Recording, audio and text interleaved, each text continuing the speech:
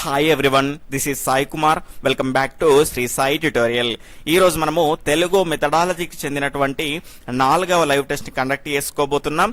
అదేవిధంగా ఈ రోజు మనము పఠనము లేఖనము అనేటువంటి అన్ని అంశాలపైన టెట్ డిఎస్సిలో వచ్చేటువంటి ప్రశ్నల తరహాలో మీకు లైవ్ టెస్ట్ ని అందివ్వడం జరుగుతుంది. అదేవిధంగా మన శ్రీ సాయి ట్యుటోరియల్ ద్వారా నిర్వహించేటువంటి ఫ్రీ మరియు క్వాలిటీ లైవ్ టెస్ట్లకు సంబంధించినటువంటి సిలబస్ ఒక రోజు ముందుగానే తెలుసుకోవాలి అనుకుంటే గనక ఈ వీడియో క్రింద ఉన్నటువంటి టైటిల్ క్లిక్ చేయగానే మన గ్రూప్స్ యొక్క లింక్స్ అనేవి వస్తాయి. అందులో జాయిన్ అయ్యేసి లైవ్ టెస్ట్లకు సంబంధించినటువంటి సిలబస్ ఒక రోజు ముందుగానే తెలుసుకోండి. అదేవిధంగా వీడియోని చూస్తున్న వాళ్ళంతా కూడా మీకు ఈ వీడియో నచ్చినట్లయితే తప్పకుండా లైక్ చేసి మీ యొక్క సపోర్ట్ ని మన ఛానల్ కి అందించండి. ఎవరైనా కొత్తగా మన ఛానల్ ని చూస్తూ ఉన్నట్లయితే రెడ్ కలర్ లో ఉన్నటువంటి సబ్స్క్రైబ్ బటన్ క్లిక్ చేసుకోండి, సబ్స్క్రైబ్ చేసుకోండి. పక్కన ఉన్నటువంటి ఆల్ నోటిఫికేషన్ బెల్ ఐకాన్ ని క్లిక్ చేయండి. ఈ రోజు లైవ్ టెస్ట్ లో భాగంగా మన మొదటి క్వశ్చన్, పద పద్ధతిలో ఒకవైపు చిత్రము ఒకవైపు పదము ఉండేటువంటి అట్ట రకం ఏది? ఆప్షన్ 1 గుర్తింపు అట్ట, ఆప్షన్ 2 జతకూర్పు అట్ట, ఆప్షన్ 3 స్వయం సవర్ణపు అట్ట, ఆప్షన్ 4 పైవన్నీ కూడా సరి అయినవే. ఇక్కడ క్వశ్చన్ ని బట్టి 5 నుంచి 10 సెకండ్ల సమయం అనేది మీకు ఉంటుంది. లైవ్ చూస్తున్న వాళ్ళంతా ఫాస్ట్ గా కామెంట్ చేస్తూ ఉండాలి మీ యొక్క సరి అయినటువంటి సమాధానాన్ని. ఈ లైవ్ అనేది కంప్లీట్ అయిపోయిన తర్వాత చూస్తున్న వాళ్ళందరికీ కూడా లైవ్ చాట్ అనేటువంటి బటన్ అనేది వర్క్ అవ్వదండి. మీరు ఏం చేయండి అంటే నేను ఆన్సర్ ని రివీల్ చేసే లోపు వీడియోని పాజ్ చేసుకొని మీరు ఎగ్జామ్ ని అటెంప్ట్ చేయగలరు. ఇక్కడ దీని యొక్క సరి అయినటువంటి సమాధానం ఆప్షన్ 3 స్వయం సవర్ణపు అట్ట అండి. ఇక్కడ ఈ పద పద్ధతి అనేది మనోవైజ్ఞానిక శాస్త్రవేత్తలు అంగీకరించినటువంటి పఠన బోధనా పద్ధతిగా మనం చెప్పుకోవచ్చు. పఠనాన్ని పద పద్ధతిలో బోధించడానికి ఉపయోగపడేటువంటి పద్ధతి ఏంటి అంటే పద పద్ధతి. ఈ పద పద్ధతిలో మనకు 3 రకాల అట్టలు ఉంటాయండి. ఆ 3 రకాల అట్టల్లో మొదటిది గుర్తింపు అట్ట. ఈ గుర్తింపు అట్టలో ఒక పటం ఉంటుంది. ఆ పటం కిందనే ఈ రకంగా దానికి సంబంధించినటువంటి పదం అనేది ఉంటుంది. ఫర్ ఎగ్జాంపుల్ ఇక్కడ అమ్మ అనేటువంటి పటం బొమ్మను పెట్టామనుకోండి, దాని కింద మనకి ఇక్కడ అమ్మ అనేటువంటి పదం అనేది ఉంటుంది. దాని తర్వాత జతకూర్పు అట్ట. ఈ జతకూర్పు అట్టల్లో కనుక చూసుకుంటే 2 రకాల అట్టలు ఉంటాయండి. అంటే ఒక చిత్రంతో కూడి ఉన్నటువంటి అట్ట, రెండవది పదంతో కూడి ఉన్నటువంటి అట్ట. ఈ రెండింటిని మనం జత చేయాల్సి ఉంటుంది కాబట్టి దీనికి జతకూర్పు అట్ట అని పేరు వచ్చింది. తర్వాత స్వయం సవర్ణపు అట్ట. ఇందులో ఒక అట్ట ఉంటుంది, ఒకవైపేమో మనకు చిత్రం ఉంటుంది, మరోవైపు ఏముంటుంది అంటే దానికి సంబంధించినటువంటి పదం ఉంటుంది, బొమ్మ బొరసులాగా. కాబట్టి ఈ రకంగా మనం ఒక పదం అనుకున్న తర్వాత వెనక్కి దిప్పు చూసుకుంటే అది సరైందా కాదా అని తెలుసుకోవచ్చు. కాబట్టి దానికి స్వయం సవర్ణపు అట్ట అని పేరు రావడం జరిగింది. ఇక్కడ చాలా ముఖ్యమైనటువంటి పాయింట్ ఏంటి అంటే మనకు తరచుగా అడిగేటువంటి అవకాశం ఉన్నటువంటి క్వశ్చన్ గా మనం చెప్పుకునేది ఏంటి అంటే ఇందులో ఉన్నటువంటి అట్టల రకాలు ఎన్ని అంటేనేమో 3 అనే సంఖ్య వస్తుంది. అలా కాకుండా ఇందులో ఉన్నటువంటి అట్టల సంఖ్య ఎంత అంటే గనక 4 అని వస్తుంది. ఎందుకు అంటే మనకు గుర్తింపు అట్టలో ఒక అట్ట ఉంటుంది, జతకూర్పు అట్టల్లో మనకు 2 ఉంటాయండి ఇందులో. తర్వాత స్వయం సవర్ణ అట్టలో కనుక చూసుకుంటే 1. అంటే మొత్తం అట్టల సంఖ్య ఎంత? 4. కానీ అట్టల రకం ఎంత అంటే అట్టల రకాలు ఎంత అంటే 3. తర్వాత రెండవ క్వశ్చన్, లోకాన్ని చూడడానికి కన్ను ఎంత అవసరమో లోక జ్ఞానాన్ని పొందడానికి ఇది ఎంత అవసరం? ఆప్షన్ 1 శ్రవణం, ఆప్షన్ 2 భాషణం, ఆప్షన్ 3 పఠనం, ఆప్షన్ 4 లేఖనం.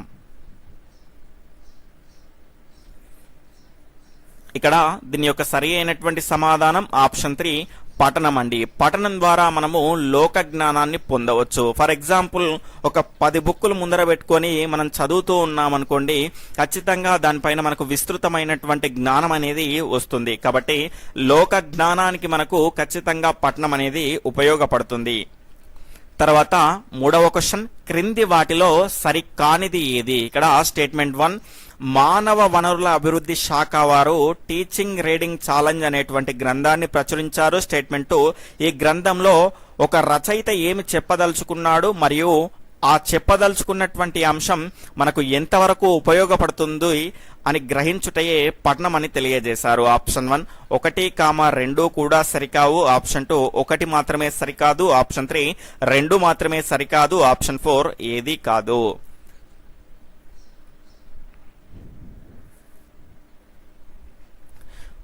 ఇక్కడ దీని యొక్క సరి అయినటువంటి సమాధానం ఆప్షన్ 2 1 అనేది సరి అయినది కాదు.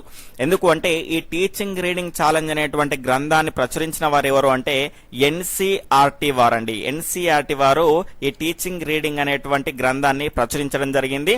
ఈ రకమైనటువంటి గ్రంథంలో ఏం తెలియజేశారు అంటే ఒక రచయిత ఏమి చెప్పదలుచుకున్నాడు మరియు ఆ చెప్పదలుచుకున్నటువంటి అంశం మనకి ఎంతవరకు ఉపయోగపడుతుందని గ్రహించుటనే పఠనము అని ఈ రకమైనటువంటి టీచింగ్ రీడింగ్ ఛాలెంజ్ అనేటువంటి గ్రంథంలో తెలియజేయడం జరిగింది.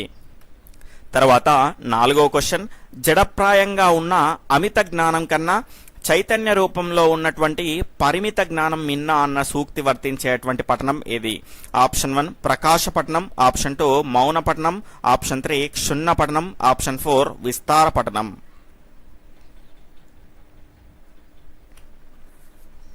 ఇక్కడ దీని యొక్క సరి అయినటువంటి సమాధానం ఆప్షన్ 3 క్షుణ్ణ పఠనం అండి. ఇక్కడ టెట్ డిఎస్సికి కూడా మనం క్షుణ్ణంగా చదవాల్సి ఉంటుంది. నేను అన్ని తొందరగా చదివేసి సిలబస్ అనేది కంప్లీట్ చేసుకుంటూ అని విస్తార పఠనం అంటే పైన చదువుకుంటూ వెళ్ళిండ్రు అనుకోండి మనం ఖచ్చితంగా జాబ్ కొట్టలేం. కాబట్టి మనము క్షుణ్ణ పఠనాన్ని ప్రోత్సహించుకోవాలి. ఇక్కడ ప్రకాశ పఠనం అంటే వాగేంద్రియాల సహాయంతో బయటికి వినబడేటట్టు గట్టిగా చదవడాన్ని మనం ఏమంటామంటే ప్రకాశ పఠనము అంటాము. మౌన పఠనం అంటే కళ్ళతో చూస్తూ మనసులో చదువుకునేదాన్ని మౌన పఠనము అంటారు. విస్తార పఠనం అంటే మనం చదువుతూ పోతామండి, పేపర్లో కనుక చూసుకుంటే ఏది అవసరమో ఇట్లా మనం చూస్తూ స్కాన్ చేస్తూ మనం చదువుతూ ఉంటాము. ఆ రకమైనటువంటి అంశాన్ని మనం ఏమంటాము అంటే విస్తార పఠనము అంటారు. తర్వాత 5వ క్వశ్చన్, మాట్లాడేటప్పుడు భావానుగుణమైనటువంటి స్వరభేదం పాటిస్తూ వ్యక్తీకరిస్తే అది ఈ భాషణంలోకి వస్తుంది. ఆప్షన్ 1 వాచిక చర్య, ఆప్షన్ 2 ఆంగికాభినయం, ఆప్షన్ 3 వాచికాభినయం, ఆప్షన్ 4 ఉక్త రచన.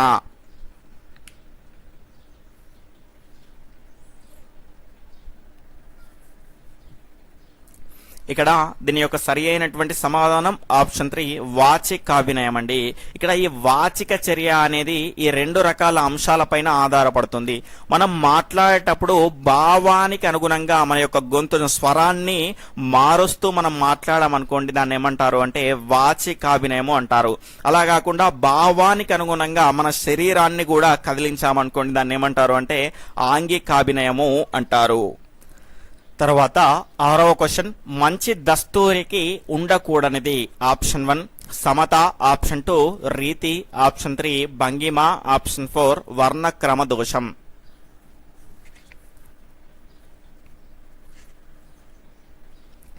ఇక్కడ దీని యొక్క సరి అయినటువంటి సమాధానం ఆప్షన్ 4 వర్ణక్రమ దోషం అండి. ఇవన్నీ కూడా లేఖనానికి ఉత్తమ లేఖనానికి ఉండాల్సినటువంటి లక్షణాల్లో వస్తాయి. సమత, రీతి, భంగిమ. వర్ణక్రమ దోషం అనేది మనకు ఇందులో ఉండకూడదు. మనకు నెక్స్ట్ క్వశ్చన్ లో వస్తుంది, దీని గురించి క్లియర్ గా తెలుసుకుందాం. తర్వాత 7వ క్వశ్చన్, వీరు దస్తూరిని బట్టి ప్రవర్తనను నిర్దేశించేవారు. ఆప్షన్ 1 రోమన్లు, ఆప్షన్ 2 చైనీయులు, ఆప్షన్ 3 భారతీయులు, ఆప్షన్ 4 రోమన్లు మరియు భారతీయులు. ఇక్కడ దీని యొక్క సరి అయినటువంటి సమాధానం ఆప్షన్ 1 రోమన్లు అండి. వారి యొక్క రైటింగ్ ని బట్టి వారి యొక్క ప్రవర్తనను నిర్దేశించేవారంట ఎవరు? రోమన్లు. తర్వాత 8వ క్వశ్చన్, మనోవైజ్ఞానికులు మరియు విద్యావేత్తలు ఏ పద్ధతిని వ్యతిరేకించారు? ఆప్షన్ 1 అక్షర పద్ధతి, ఆప్షన్ 2 పద పద్ధతి, ఆప్షన్ 3 వాక్య పద్ధతి, ఆప్షన్ 4 కథా పద్ధతి.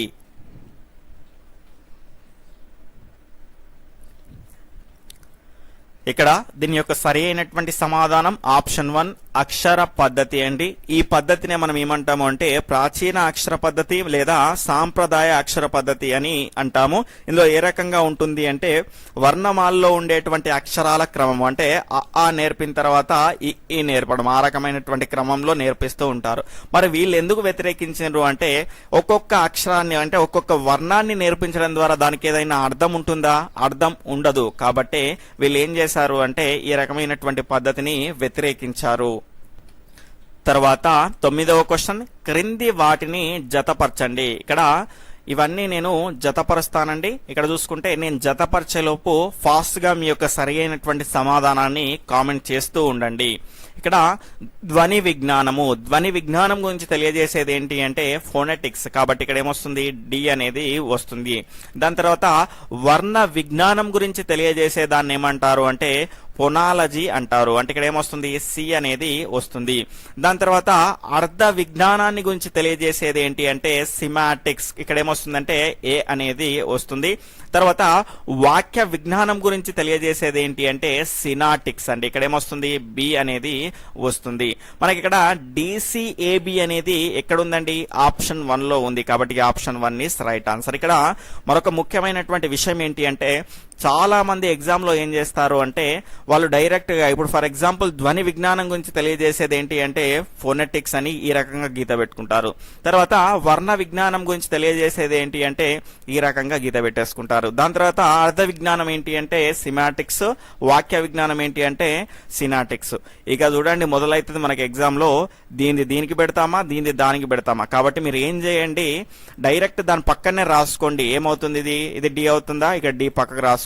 తర్వాత ఇదేమవుతుంది సి అవుతుంది, దాని తర్వాత ఇదేమవుతుంది ఏ అవుతుంది, దాని తర్వాత ఇదేమవుతుంది బి అవుతుంది. ఈ రకంగా డిసిఏబి ఏడున్నదో డైరెక్ట్ గా క్లిక్ చేసుకోవచ్చు, కాబట్టి ఈ రకమైనటువంటి అంశాన్ని గుర్తుపెట్టుకోండి. తర్వాత 10వ క్వశ్చన్, ప్రాథమిక స్థాయిలో సముచితమైనటువంటిది ఏది? ఆప్షన్ 1 ప్రకాశ పఠనం, ఆప్షన్ 2 విస్తార పఠనం, ఆప్షన్ 3 బాహ్య పఠనం, ఆప్షన్ 4 1 and 3. ప్రకాశ పఠనము మరియు బాహ్య పఠనము.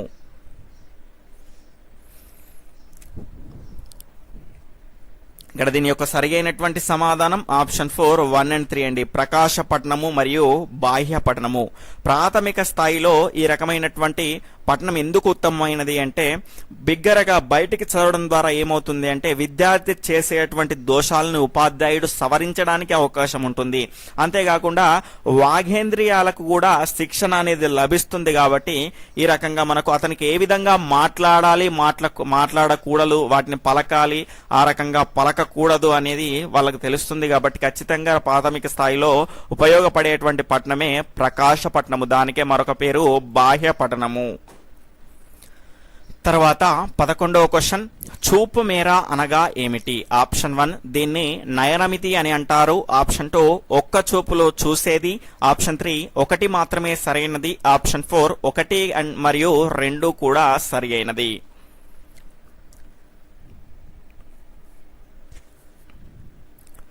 దీని యొక్క సరి అయినటువంటి సమాధానం ఆప్షన్ 4 1 and 2 రెండు కూడా సరి అయినవి అండి. ఇక్కడ చూపు మేరనే మనం ఏమంటాము అంటే నయనమితి అని కూడా అంటాము, అంటే ఒక్క చూపులో మనం ఎన్ని అక్షరాలను చూడగలుగుతామో దాన్నే ఏమంటారు అంటే చూపు మేర లేదా నయనమితి అంటారు.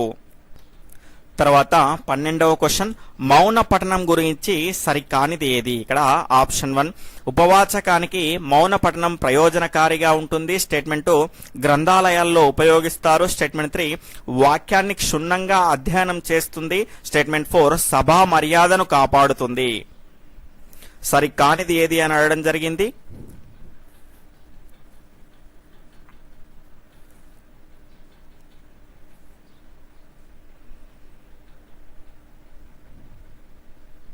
ఇక్కడ దీని యొక్క సరి అయినటువంటి సమాధానం ఆప్షన్ 3 అండి, వాక్యాన్ని క్షుణ్ణంగా అధ్యయనం చేస్తుంది అనేది దీని యొక్క రైట్ ఆన్సర్ అవుతుంది. ఎందుకు అంటే మనకి ఇక్కడ జాగ్రత్తగా గమనించాల్సినటువంటి అంశం ఏంటంటే మనకు బహిర్పఠనం చేయడం ద్వారా బాహ్య పఠనం చేయడం ద్వారా ఒక వాక్యం అనేది బయటికి వినిపిస్తుంది. ఫర్ ఎగ్జాంపుల్ మనకు ఆ వాక్యం ఏమన్నాడు, ఏ రకంగా పలుకుతున్నాడు, ఆ వాక్యం సరైందేనా కాదా అని ఆ రకంగా మనం అధ్యయనం చేయగలుగుతాము. మౌన పఠనంలో ఒక వాక్యాన్ని చదివామండి, మనసులో కరెక్ట్ చదివామో లేదా అన్నది ఉపాధ్యాయుడికి తెలియదు, కాబట్టి దాన్ని సరిగ్గా మనం అధ్యయనం చేయలేము. కాబట్టి ఆప్షన్ 3 ఈస్ రైట్ ఆన్సర్. తర్వాత 13వ క్వశ్చన్, 1-2 తరగతులకు అంటే 1-2 తరగతులకు ఈ పద్ధతిలో బోధించాలి. ఆప్షన్ 1 కథా పద్ధతి, ఆప్షన్ 2 పద పద్ధతి, ఆప్షన్ 3 వాక్య పద్ధతి, ఆప్షన్ 4 అక్షర పద్ధతి.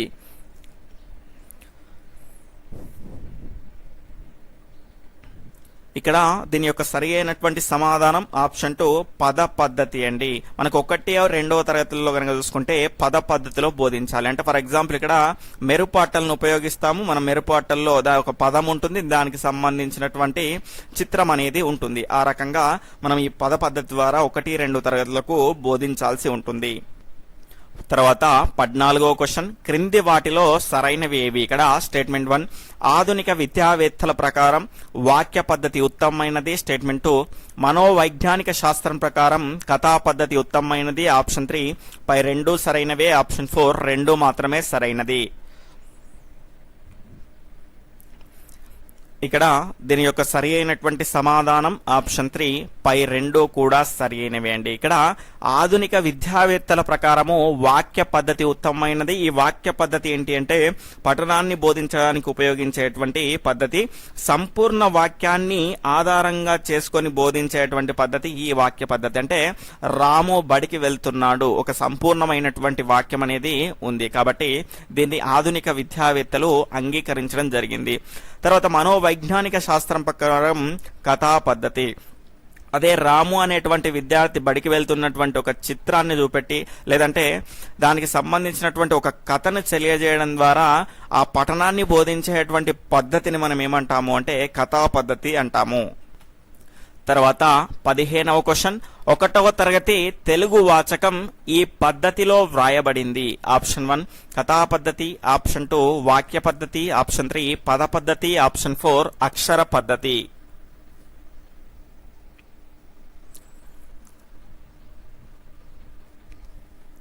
ఇక్కడ దీని యొక్క సరి అయినటువంటి సమాధానం ఆప్షన్ 1 ఆప్షన్ 3 పద పద్ధతి అండి.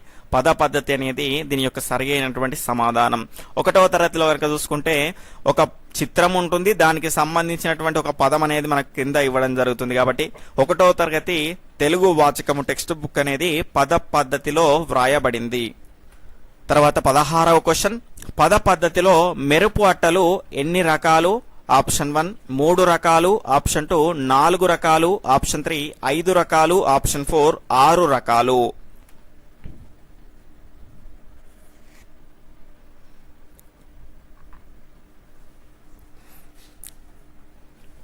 ఇక్కడ దీని యొక్క సరి అయినటువంటి సమాధానం ఆప్షన్ 2 4 రకాలండి. ఇంతకు ముందే మనం చెప్పుకున్నాము ఫస్ట్ క్వశ్చన్ లో పద పద్ధతిలో ఉండేటువంటి అట్టల రకాలు అంటేనేమో మనకు సరే అండి, దీని ఆన్సర్ ఏమవుతుంది అంటే ఆప్షన్ 1 3 రకాలు అవుతుందండి. ఇంతకు ముందే మనము ఫస్ట్ క్వశ్చన్ లో చెప్పుకున్నాము, చాలా కన్ఫ్యూజన్ ఉండేటువంటి క్వశ్చన్ అండి, కాబట్టి జాగ్రత్తగా మనము గుర్తుపెట్టుకోవాలి. ఈ పద పద్ధతిలో మెరుపు అట్టల ఎన్ని రకాలు అని అడగడం జరిగింది. ఇక్కడ రకాలు అంటేనేమో 3 అండి.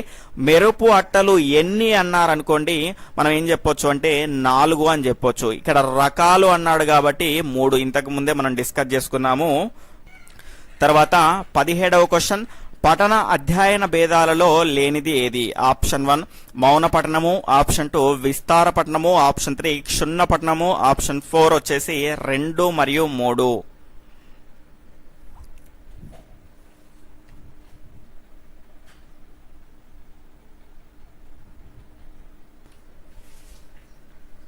దీని యొక్క సరి అయినటువంటి సమాధానం ఆప్షన్ 1 మౌన పఠనం అండి. పఠన అధ్యయన భేదాలలో లేనిది అన్నాడు. ఇక్కడ చూడండి, ఏదైనా ఒక అంశాన్ని క్షుణ్ణంగా అన్నింటి గురించి సమూలాగ్రంగా మొత్తంగా నేర్చుకొని ఆ అంశం గురించి మనం క్లియర్ కట్ గా ఒక భావాన్ని ఏర్పాటు చేసుకోవడం ఏంటి అంటే క్షుణ్ణ పఠనము. అలా కాకుండా ఏదో మనకు కొంత ఇన్ఫర్మేషన్ అనేది తెలిస్తే సరిపోతుందని పైన చదివాము అనుకోండి, దాన్ని ఏమంటారు అంటే విస్తార పఠనము. అంటే ఏదైనా ఒక విషయాన్ని అధ్యయనం చేయాలంటే మనకు ఉపయోగపడేటువంటి పఠన రకాలు ఏంటి? 2 రకాలు. అవేంటి అంటే విస్తార పఠనము మరియు క్షుణ్ణ పఠనము. కాబట్టి లేనిది ఏమవుతుంది అంటే మౌన పఠనము అవుతుంది. తర్వాత 18వ క్వశ్చన్, ప్రకాశ పఠనానికి సంబంధించి సరికానిది. స్టేట్మెంట్ 1 విద్యార్థి చేసే ఉచ్చారణ దోషాలు సవరించవచ్చు. స్టేట్మెంట్ 2 సరైన పఠనా శైలి ఏర్పడును. స్టేట్మెంట్ 3 వాగేంద్రియాలకు శిక్షణ లభిస్తుంది. ఆప్షన్ 4 గ్రంథాలయ పఠనానికి ఉపయోగపడును.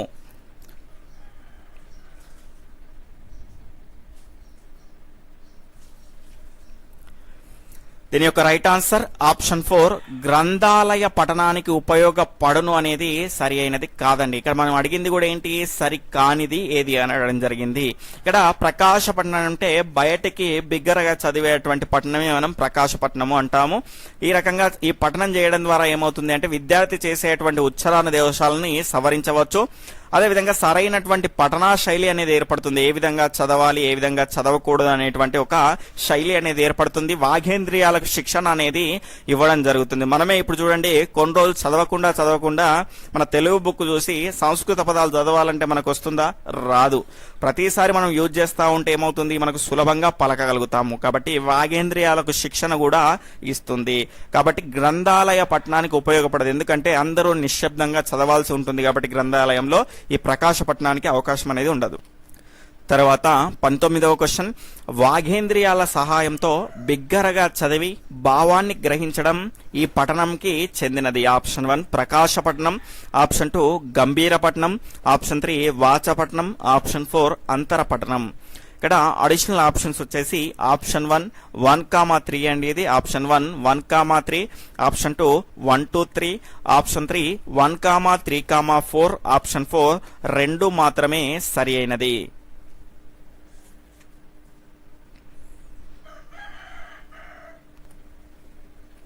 ఇక్కడ దీని యొక్క సరి అయినటువంటి సమాధానం ఆప్షన్ 1 1,3 2 కూడా సరి అయినవి. 2,4 అనేవి సరి అయినవి కాదు. ఎందుకంటే వాగేంద్రియాల సహాయంతో బిగ్గరగా చదివి భావాన్ని గ్రహించేటువంటి పఠనం దేనికి చెందింది అంటే, ఆ రకమైనటువంటి పట్టణాన్ని మనం ఏమంటాము అంటే ప్రకాశ పట్టణము అంటాము.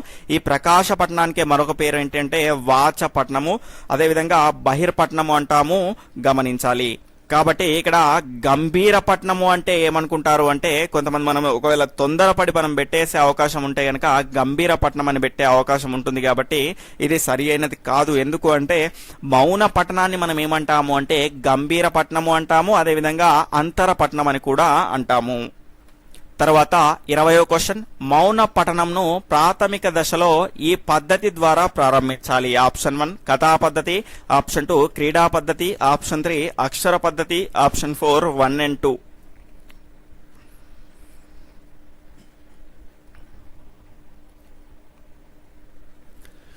ఇక్కడ దీని యొక్క సరి అయినటువంటి సమాధానం ఆప్షన్ 2 క్రీడా పద్ధతి అండి. ఇక్కడ ప్రాథమిక దశలో మనము కేవలం క్రీడా పద్ధతిలోని ఈ రకమైనటువంటి మౌన పఠనాన్ని ప్రారంభించాలి. ఫర్ ఎగ్జాంపుల్ ఇక్కడ చూసుకుంటే ఒక 4 విద్యార్థుల్ని మనకు దగ్గరకు పిలుచుకొని ఒకరి చెవులో 2 పదాలు చెప్పామనుకోండి, ఆ పదాలని గుర్తుపెట్టుకోమనాలి, ఎవరితో చెప్పకుండా ఉండమనాలి. ఆ రకంగా వాళ్ళు ఏం చేసుకుంటారు, వాళ్ళ మనసులోనే గుర్తు తెచ్చుకుంటూ ఉంటారు. కాబట్టి ఆ రకంగా మౌన పఠనం అనేది వారికి అలవాటు అవుతుంది.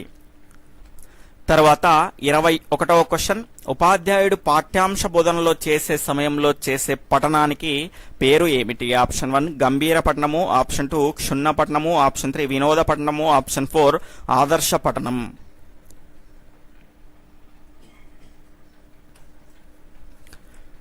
ఇక్కడ దీని యొక్క సరి అయినటువంటి సమాధానం ఆప్షన్ 4 ఆదర్శ పఠనం అండి. ఇక్కడ ఉపాధ్యాయుడు పాఠ్యాంశ బోధన చేసేటువంటి సమయంలో పఠనానికి ఈ రకమైనటువంటి పఠనం చేయడం జరుగుతుంది. అంటే ఒక పద్యాన్ని కొన్ని రకాలుగా, అదేవిధంగా దాని తర్వాత గద్యాన్ని కొన్ని రకాలుగా ఆదర్శ పఠనం అంటే చదివి వినిపిస్తూ ఉంటాడండి పాఠ్యాంశాన్ని బోధించేటప్పుడు. దాన్ని ఏమంటారంటే ఆదర్శ పఠనము అంటారు. తర్వాత 22వ క్వశ్చన్, ఆదర్శ పఠనం చేయు సందర్భంలో సరికాని అంశాలు ఏవి?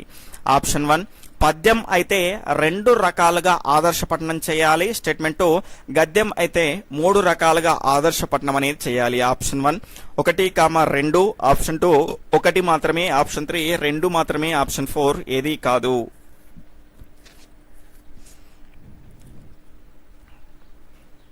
ఇక్కడ ఆప్షన్ 1 1, ఇవి 2 కూడా సరికాని అంశాలే. ఎందుకు అంటే ఉపాధ్యాయుడు పాఠ్యాంశ బోధనకు ముందు చేసేటువంటి పఠనాన్ని మనం ఏమంటాము అంటే ఆదర్శ పఠనము అంటాము.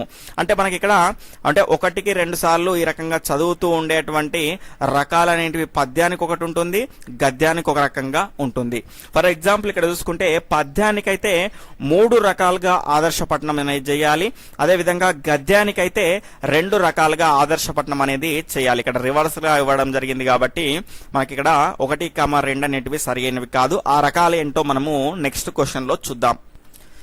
తర్వాత 23వ క్వశ్చన్, ఉపాధ్యాయుడు పద్యమును ఆదర్శ పఠనం చేయు సందర్భంలో పాటించేటువంటి రకాలలో లేనిది ఏది? ఆప్షన్ 1 రాగయుక్తంగా ఆదర్శ పఠనం చేయడం, ఆప్షన్ 2 విసంధి పూర్వకంగా అండి, ఇది ఇక్కడ విశ్రాంతి అనబడింది. విసంధి పూర్వకంగా ఆదర్శపట్నం చేయడము. తర్వాత స్టేట్మెంట్ 3 అన్వయ క్రమాన్ని పాటిస్తూ ఆదర్శపట్నం అనేది చేయడం. ఆప్షన్ 4 భావాయుక్తంగా ఆదర్శపట్నం అనేది చేయడం. ఇక్కడ లేనిది అంటే పద్యమును ఆదర్శపట్నం చేయు సందర్భంలో పాటించేటువంటి రకాల్లో లేనిది ఏది అనడం జరిగింది.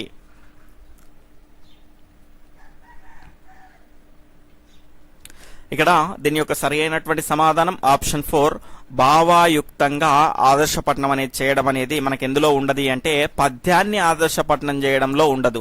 ఇందులో ఉండేటువంటి 3 రకాలు ఏంటి అంటే ఒకటి రాగయుక్తంగా ఆదర్శపట్నం అనేది చేయాలి. పద్యం చదివేటప్పుడు ఖచ్చితంగా భాషా ఉపాధ్యాయునివు చక్కగా రాగయుక్తంగా మనకు పద్యాలను పాడాల్సినటువంటి అవసరం అనేది ఉంటుంది.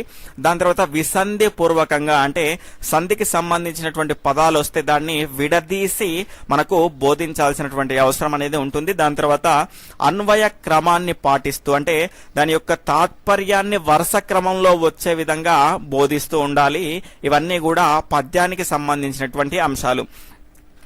మరి గద్యాన్ని ఎన్ని రకాలుగా ఆదర్శపట్నం చేస్తారు అంటే 2 రకాలుగా ఆదర్శపట్నం చేస్తారు. అందులో మొదటిది ఏంటి అంటే భావాయుక్తంగా ఆదర్శపట్నం చేయడం. రెండవది ఏంటి అంటే విసంధి పూర్వకంగా ఆదర్శపట్నం చేయడం. విసంధి పూర్వకంగా అంటే ఆల్రెడీ చెప్పుకున్నాం. భావాయుక్తంగా అంటే దాని యొక్క భావాన్ని చక్కగా వివరిస్తూ తెలియజేసేటువంటి ఆదర్శపట్నాన్ని మనం ఏమంటాము అంటే భావాయుక్త ఆదర్శపట్నము అంటాం. మరి వీటిని గుర్తుపెట్టుకోవడం ఎట్లా అంటే రావే అను అని మనకు పద్యాన్ని ఆదర్శపట్నం చేయడానికి గుర్తుపెట్టుకోండి. దాని తర్వాత రావే అని ఇప్పుడు ఇక్కడ చూసుకుంటే రాగాయుక్తంగా మనము ఆదర్శపట్నం చేయడము. వే అంటే మనకి ఇక్కడ విశ్రాంతి పూర్వకంగా ఆదర్శపట్నం చేయడము. తర్వాత అను అంటే అన్వయ క్రమాన్ని పాటిస్తూ ఆదర్శపట్నం అనేది చేయడం. అట్లా కాకుండా మనకి ఇక్కడ మనకు గద్యాన్ని ఆదర్శపట్నం చేసేటప్పుడు గుర్తుపెట్టుకోవాలి అంటే భావని గుర్తుపెట్టుకోండి. ఎవరికైనా ఉంటే గనక మీ భావని గుర్తుపెట్టుకోండి. ఇక్కడ బా అంటేనేమో భావాయుక్తంగా, తర్వాత వా అంటేనేమో విసంధి పూర్వకంగా, లేదంటే బావి అని కూడా గుర్తుపెట్టుకోవచ్చు.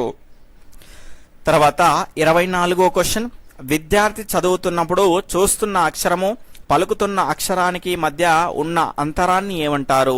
ఆప్షన్ 1 వాగ్మితి, ఆప్షన్ 2 నయనమితి, ఆప్షన్ 3 వాగ్నయనమితి, ఆప్షన్ 4 ఏదీ కాదు.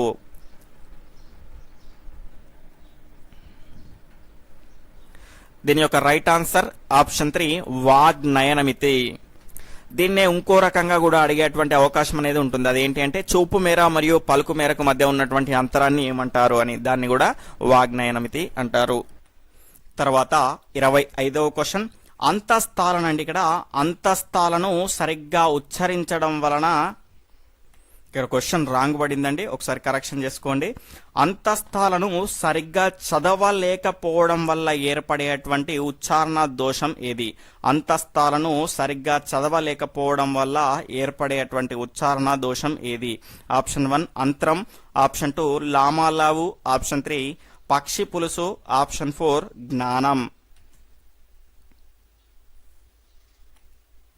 ఇక్కడ దీని యొక్క సరి అయినటువంటి సమాధానం వచ్చేసి ఆప్షన్ 1 అంతరం అండి. ఇక్కడ మనకు అంతస్థాలు అంటే ఏంటో తెలియాలి. అంతస్థాలు ఏంటి అంటే స్పర్శాలు మరియు ఊష్మాలు మధ్య ఉండే వాటిని మనం ఏమంటాము అంటే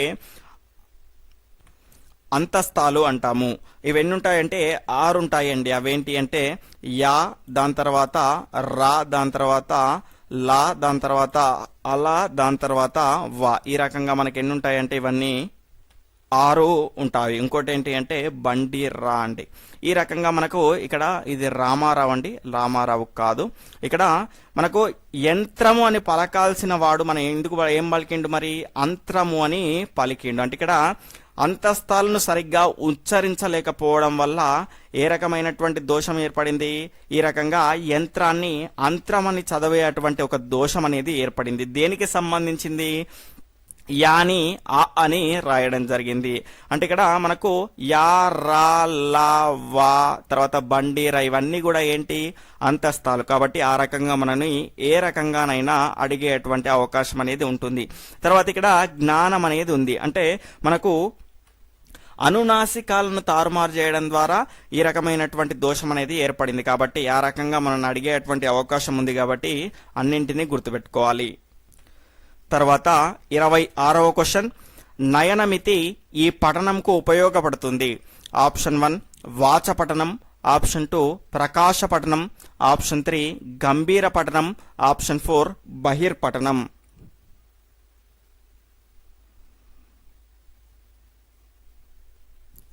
ఫాస్ట్గా 26వ క్వశ్చన్ యొక్క సమాధానాన్ని కామెంట్ చేస్తూ ఉండండి. ఇంకా ఎవరైనా మన ఛానల్ని సబ్స్క్రైబ్ చేసుకున్న వాళ్ళు ఉంటే కనుక తప్పకుండా సబ్స్క్రైబ్ చేసుకుని పక్కనటువంటి ఆల్ నోటిఫికేషన్ బెల్ ఐకాన్ని క్లిక్ చేయండి. ఆల్రెడీ సబ్స్క్రైబ్ చేసుకొని ఉన్న వాళ్ళు కూడా మీరు ఈ బెల్ ఐకాన్ని క్లిక్ చేసుకొని ఉన్నారా లేదా చెక్ చేసుకోండి. ఈ రకంగా ఆల్ నోటిఫికేషన్ బెల్ ఐకాన్ని క్లిక్ చేయడం ద్వారానే మీకు నేను చేసేటువంటి వీడియో యొక్క నోటిఫికేషన్ అనేది వస్తుంది. దీని యొక్క సరి అయినటువంటి సమాధానం ఆప్షన్ 3 గంభీర పఠనం అండి. నయనమితి అంటే ఒక్క చూపులో మనం ఎన్ని అక్షరాలని చూడగలిగి చదవగలుగుతాం, దాన్ని నయనమితి అంటాము. అంటే మనం ఒక్క చూపులో చూసేటువంటి అక్షరాలు. అంటే మనకు కంటి చూపుతో చూస్తున్నాము అంటే కంటితో చూసి చదివేటువంటి పఠనం ఏంటండి, మౌన పఠనం. ఆ మౌన పఠనాన్ని ఏమంటాము అంటే గంభీర పఠనము అంటాము. అదేవిధంగా అంతర పఠనము అంటాము. తర్వాత 27వ క్వశ్చన్, చక్కని పఠనా శైలి అలవాటు చేసేటువంటి పఠనం. ఆప్షన్ 1 వాచపట్నం, ఆప్షన్ 2 ప్రకాశపట్నం, ఆప్షన్ 3 అంతరపట్నం, ఆప్షన్ 4 బహిర్పట్నం. ఇక్కడ అడిషనల్ ఆప్షన్స్ ఆప్షన్ 1 1 2 3 మాత్రమే సరైనవి, ఆప్షన్ 2 2 3 4 మాత్రమే సరైనవి, ఆప్షన్ 3 1, 2, 4 మాత్రమే సరైనవి, ఆప్షన్ 4 1, 3, 4 కూడా సరి అయినవే.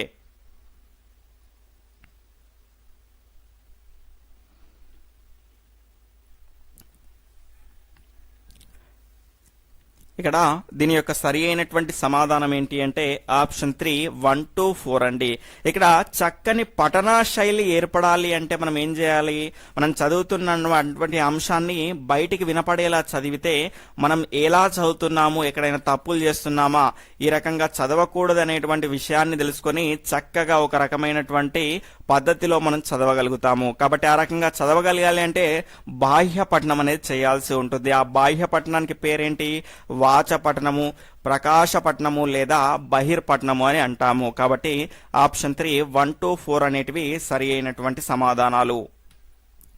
తర్వాత 28వ క్వశ్చన్, నిత్య పరిణామశీలిగా మాట్లాడేటువంటి భాషకు స్థిరత్వాన్ని ఇచ్చేది. ఆప్షన్ 1 శ్రవణం, ఆప్షన్ 2 భాషణం, ఆప్షన్ 3 లేఖనం, ఆప్షన్ 4 పఠనం.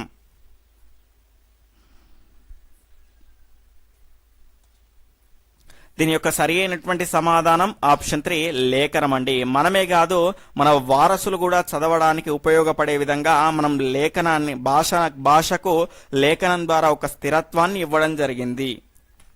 తర్వాత 28వ క్వశ్చన్, క్రింది వాటిలో దుష్ట లేఖనంకి సంబంధించినది ఏది? స్టేట్మెంట్ 1 మొదటి వరుసలో రాసినటువంటి మేలు బంతిని చూస్తూ మిగిలిన వరుసల్లో పైనుండి క్రిందికి రాయించడం. స్టేట్మెంట్ 2 పిల్లల వయసుకు తగినటువంటి ముద్రిత కాపీ పుస్తకాలలో పిల్లల చేత అభ్యాసం చేయించడం. స్టేట్మెంట్ 3 దుష్ట లేఖనాలను ఇంటి పనిగా ఇవ్వవచ్చు. స్టేట్మెంట్ 4 ఆదర్శ వాక్యం కింద 4 లేదా 5 వరుసలు మాత్రమే ఇవ్వాలి. ఆప్షన్ 1 1 2 3 సరైనవి, ఆప్షన్ 2 1, 4 మాత్రమే సరైనది, ఆప్షన్ 3 2, 3 మాత్రమే సరైనవి, ఆప్షన్ 4 2, 4 మాత్రమే సరి అయినది.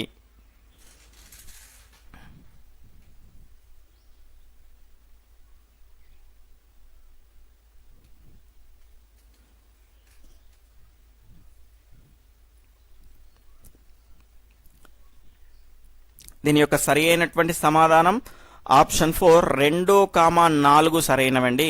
దాని తర్వాత 1, 3 అనేది సరైనది కాదు. ఎందుకంటే మేలుబంతి రచన లేదా దుష్టలేఖనము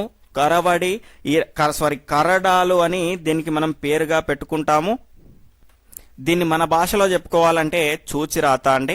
చూచిరాతలో కనుక చూసుకుంటే మొదటి వరుసలో రాసినటువంటి ఉపాధ్యాయుడు రాసినటువంటి లేదా ప్రింటింగ్ లో ఉన్నటువంటి ఆ మేలు బంతిని చూస్తూ ఇక్కడ మనకు ఇప్పుడు పాటిస్తున్న నియమం ఏంటి అంటే దీని తర్వాత కింద నుంచి ఇట్లా రాసుకుంటూ వెళ్తారు కండి, అట్లా రాయకూడదు. ఏం చేయాలి, మొదటి వరుసలో ఉన్నటువంటి దాన్ని చూస్తూ చివర్లో ఉన్నటువంటి వరుసలో రాయాలి, దాని తర్వాత ఈ రకంగా రాయాలి.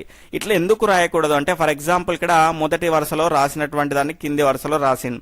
ఇప్పుడు ఇక ఉపాధ్యాయుడు పెట్టించిన దాన్ని చూడు, వాడు ఏం చేస్తాడు, వాణి రైటింగ్ చూసుకుంటా రాస్తా పోతాడు. ఇది వంకెర ఉంటే ఇది వంకెర ఉంటుంది, ఇది వంకెర ఉంటే ఇది వంకెర ఉంటుంది, ఆ రకంగా చేస్తాడు. కాబట్టి మొదటి దాన్ని చూసుకుంటూ ప్రతి లైన్ అనేది కింది నుంచి పై వరకు ఇట్లా రాసుకుంటూ రావాలి. కాబట్టి ఫస్ట్ స్టేట్మెంట్ అనేది రాంగ్.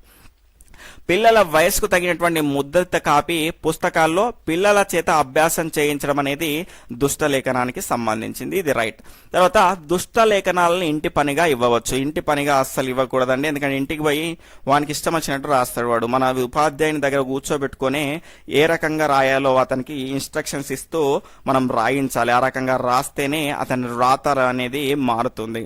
తర్వాత ఆదర్శ వాక్యం క్రింద 4 లేదా 5 వరుసలు ఇవ్వాలి. మనకి ఇక్కడ మొదటగా రాసినటువంటి వాక్యాన్ని మనం ఏమంటాము అంటే ఆదర్శ వాక్యము అంటారు. దానిలో మనకి ఇక్కడ 4 లేదా 5 వాక్యాలు ఉండేటట్టు చూసుకోవాలి, అంతకంటే ఎక్కువగా ఉండకూడదు. తర్వాత 30వ క్వశ్చన్, ఉక్త లేఖనం వలన పెంపొందించబడేటువంటి నైపుణ్యాలు ఏవి? ఆప్షన్ 1 శ్రవణం, ఆప్షన్ 2 భాషణం, ఆప్షన్ 3 లేఖనం, ఆప్షన్ 4 పైవన్నీ. దీని యొక్క సరి అయినటువంటి సమాధానం ఆప్షన్ 4 పైవన్నీ కూడా సరైనవే అండి. ఉక్త లేఖనం అంటే ఏంటి అంటే డిక్టేషన్ అండి. డిక్టేషన్ చెప్పినప్పుడు మనకు ఏం చేస్తాము, వింటాము, అదేవిధంగా విన్నది ఏం చేస్తాము, రాస్తాము. ఇది భాషణం కాదండి, పఠనం అవుతుంది. విన్న తర్వాత ఏం చేస్తాము, రాస్తాము, కాబట్టి ఇదేంటి పఠనం అవుతుంది. దాని తర్వాత లేఖనం ఏం చేస్తాము, విని మనము పిల్లలకు డిక్టేషన్ చెప్పినప్పుడు ఏం చేస్తారు అంటే మొదటగా వింటారు, విన్న తర్వాత ఏం చేస్తారు, రాస్తారు, రాసిన తర్వాత ఏం చేస్తారు, వాళ్ళు చదివి కరెక్టా కాదా అని వాళ్ళు పరీక్షించుకుంటారు. కాబట్టి ఈ 3 నైపుణ్యాలు ఉక్త లేఖనం వల్ల పెంపొందించబడతాయి. తర్వాత 31వ క్వశ్చన్, తెలుగు అక్షరాలు ఎంత గుండ్రంగా రాస్తే అంత గుండ్రంగా కనిపిస్తాయి అన్నది ఏ లక్షణం? ఆప్షన్ 1 సౌష్ఠవం, ఆప్షన్ 2 రీతి, ఆప్షన్ 3 సమత, ఆప్షన్ 4 భంగిమ. ఈ ప్రశ్న యొక్క సమాధానాన్ని కనుక చూసుకుంటే ఈ వీడియో కింద కంప్లీట్గా ఈ లైవ్ చాట్ అనేటువంటిది కంప్లీట్ అయిపోయిన తర్వాత కామెంట్ సెక్షన్లో ఈ టెస్ట్ పైన మీ యొక్క అభిప్రాయము, దాని తర్వాత దీనికి సంబంధించిన ఆన్సర్ని కూడా తప్పకుండా మీరు తెలియజేసేటువంటి ప్రయత్నం అయితే చేయండి. దాని తర్వాత చూసుకుంటే రేపు 6 PM మనకు ప్రీమియర్ టెస్ట్కి సంబంధించిన సిలబస్ కనుక చూసుకుంటే భాషా లక్షణాలు, భాషోత్పత్తి వాదాలు అనేటువంటి టాపిక్ పైన మీకు రేపైతే 6 PM అయితే ప్రీమియర్ టెస్ట్ అనేటువంటిది అయితే ఉంటుంది. కాబట్టి చివరి వరకు చూసినటువంటి ప్రతి ఒక్కరు తప్పకుండా లైక్ చేయండి. ఇది మీకు ఉపయోగపడే విధంగా ఉన్నటువంటి వీడియో కాబట్టి ఖచ్చితంగా మీ యొక్క ఫ్రెండ్స్కి కూడా షేర్ చేసి మన ఛానల్కి సపోర్ట్ చేస్తే ఇలాంటి చాలా వీడియోస్ అనేటువంటివి మీకు రెగ్యులర్గా అందించడం అయితే జరుగుతుంది. Okay friends, thank you, bye, take care, Jai Hind.